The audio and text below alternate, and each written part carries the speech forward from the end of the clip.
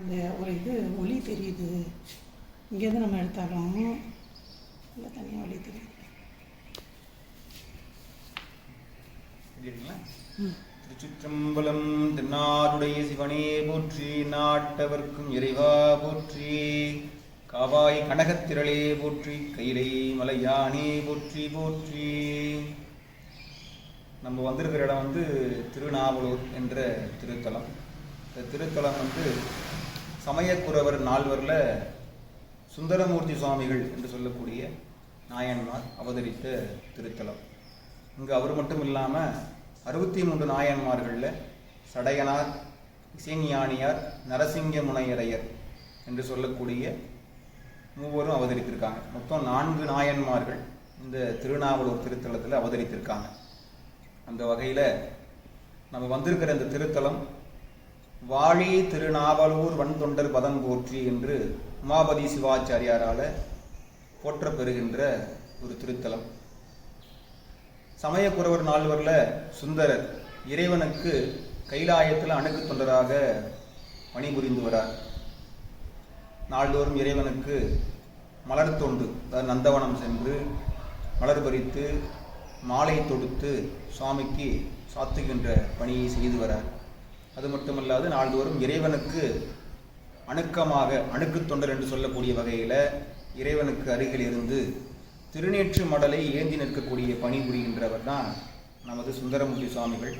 பார்க்கடலில் கலந்த ஆழகால விஷத்தை இறைவன் இவர் மூலமாக தான் எடுத்து கொண்டு வர சொல்கிறார். ஆழகால விஷத்தை இவர் கொண்டு வந்து கொடுத்ததால் இவருக்கு திருக்கைலாயத்தில் இறைவன் ஆளாள சுந்தரர் என்று பெயர் சூட்டுகின்றார். இவர் மூலமாக மண்ணுலகத்தில் வாழ்கின்ற மெய்யடியார்கள் என்று சொல்லக்கூடிய நாயன்மார்களை உலகறிய செய்ய வேண்டி இறைவன் என்ன பண்ணுறாருன்னு கேட்டால், இவரை மண்ணுலகிற்கு அனுப்புவதற்காக இவர் எப்படி இறைவனுக்கு பணி செய்கிறாரோ அதுபோல் அம்பாளுக்கு 2 சேடி பெண்கள் பணிபுரிகின்றாங்க.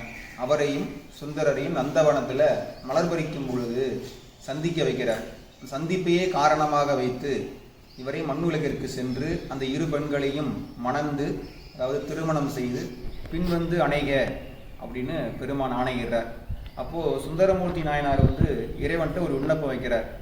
இந்த மண்ணுலக வாழ்க்கை என்பது கண்ணில் பார்ப்பது, காதில் கேட்பது எல்லாமே நமக்கு ஆசையை கொடுக்கக்கூடிய, ஒரு மயக்கம் செய்யக்கூடிய ஒரு உலகமாக விளங்குவது. ஆகையினால் இந்த மண்ணுலக வாழ்க்கையில் மயக்கம் கொள்ளும் காலத்து அடியேனை தக்க சமயத்தில் தடுத்து ஆட்கொள்ள வேண்டும் என்று இறைவன்கிட்ட ஒரு விண்ணப்பம் வைக்கிறார். அந்த விண்ணப்பத்துக்கு இசைந்த பெருமான் நமது சுந்தரமூர்த்தி நாயனாரை திருநாவலூர் என்ற திருத்தலத்தில் சடையனாருக்கும் இசைஞானியார் என்று சொல்லக்கூடிய தம்பதிகளுக்கு திருமகனாக அவதரிக்க செய்கிறார். அந்த 2 பெண்களை ஒருவரை திருவாரூரில் பறவை நாச்சியாராக அவதரிக்க செய்கிறார். மற்றொரு பெண்ணை ஞாயிறு என்ற திருத்தலத்தில் சங்கிலி நாச்சியார் என்ற பெயரில் அவதரிக்க வைக்கிறார். சங்கிலி நாச்சியார் ஞாயிறு என்ற திருத்தத்தில் அவதரித்து திருவொற்றியூரில் இறைவனுக்கு தொண்டு செய்கிறாங்க.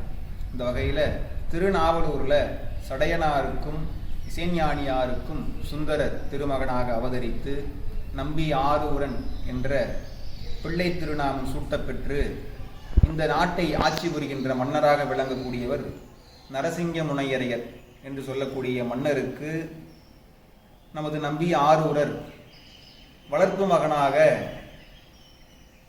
ஆகிறார். அந்த வகையில் 16 ஆண்டு காலம் அவர் அரசியலம் குமாரனாக வளர்ந்து வரார்.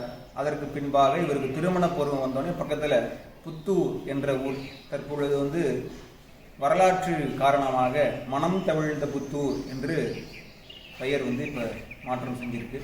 அந்த வகையில் அந்த புத்தூரில் சடங்கவியார் அவங்களுடைய மகளை பெரியோர்கள் மூலமாக நிச்சயிக்கப்பட்டு திருமண ஏற்பாடு நடக்குது. அப்போ திருமணத்தின் போது இறைவன் கிழவேதியராக எழுந்து அருளி முன்னமே சுந்தரர் விண்ணப்பம் வைத்தது போல தக்க சமயத்தில் அடியனை தடுத்தாட்கொள்ள வேண்டும் என்று விண்ணப்பம் வச்சிருக்கார். அந்த வகையில் இவர் திருமணம் செய்யக்கூடிய பெண்கள் 2 அவங்க திருவொற்றியூர்லையும் திருவாரூர்லையும் அவதரித்திருக்காங்க. அந்த 2 பெண்களை தான் இவர் திருமணம் செய்யணும்.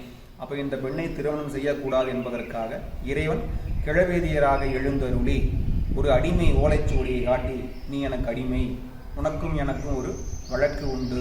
இவ்வழக்கை முடித்த பின்னர் திருமணம் செய் என்று வழக்காடுவதற்காக அங்கிருந்து அருகிலுள்ள திருவெண்ணைநல்லூர் என்ற திருத்தலத்தில் வழக்காடு மன்றத்திற்கு இறைவன் அழைத்துச் சென்று வழக்காடி வழக்கின் மூல ஓலைச்சுவடி ஆவணமாக காட்டி வழக்கில் வெற்றி பெற்ற பின்பாக எனது இல்லத்தை காட்டுகின்றேன் என்று அனைவரையும் அழைத்துச் சென்று அங்கே இருக்கக்கூடிய சிவாலயத்துக்குள் நுழைந்து அப்பெரியவர் மறைந்து சிவபெருமானாக சுந்தரருக்கு காட்சி கொடுத்து, முன்னமே எனக்கு கையிலையில் நீ அணுக்கு தொண்டனாக பணிபுரிந்து வந்தாய், எம்பொருட்டு மண்ணுலகில் அவதரித்து உள்ளாய், நமக்கு அர்ச்சனை தமிழ் பாட்டே ஆகும், எம்மை மண்மேல் சுற்றமிழ் பாடுக என்று இறைவனே அடியெடுத்து கொடுக்க, பித்தா திரைசூடி பெருமானே அப்படின்னு பெருமான தமிழ் முறையில் அர்ச்சித்து பாடுகின்றார்.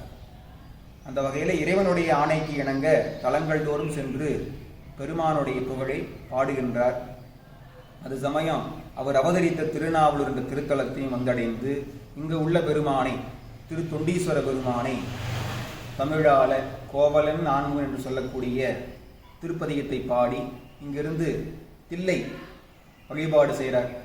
இப்போ தில்லைக்கு சென்று வழிபாடு செய்கின்ற காலத்தில் அங்கே பெருமான் இவருக்கு நடன காட்சி கொடுத்து திருவாரூர் வருக என்று அழைக்கிறார். அப்போ திருவாரூர் சென்ற சுந்தரருக்கு இறைவன் அசிரரியாக ஒரு அருள் செய்கிறார். இன்று முதல் எம்மை உனக்கு தோழமையாக தந்தனம், என்றும் நீ மனக்கோலத்தோடு இரு அப்படிங்கிறார். எல்லா அடியார்களும் சுந்தரரை அன்று முதல் தம்பிரான் தோழர் என்று அழைக்கப்பெறுகின்றாங்க. அவ்வகையில் எப்பொழுதும் போல வழிபாட்டுக்காக அந்த திருவாரூர் பெருமானை பார்ப்பதற்காக உள்ள போறார். அப்போ மேலே பார்த்த 2 பெண்களில் ஒரு பெண் பறவை நாச்சியார், அவங்க கைலாயத்தில் கமலினி அப்படின்னு சொல்லக்கூடிய பெயரோடு பெருமாட்டிக்கு தொண்டு செய்தாங்க. அவங்க தான் இப்போ மண் உலகத்தில் திருவாரூரில் பறவை நாச்சியாராக அவதரித்து அங்கு இறைவனுக்கு அதே பூத்தொண்டை செய்து கொண்டிருக்கின்றாங்க. நாட்டியமும் ஆடி பெருமானை மகிழ்வித்துட்டு இருக்காங்க. அந்த வகையில் அந்த பெருமாட்டியை சுந்தரர் உள்ள சந்திக்கிறார். சந்தித்த உடனே நாம் பிறப்புக்கு வருவதற்கு 2 பெண்களில் ஒரு பெண் இவர்கள்தான் என்று கருதி பெருமானிடத்தில் விண்ணப்பம் வைத்து இந்த பெண்ணை திருமணம் செய்து வைக்குமாறு இறைவனிடத்தில் விண்ணப்பம் வைக்கிறார்.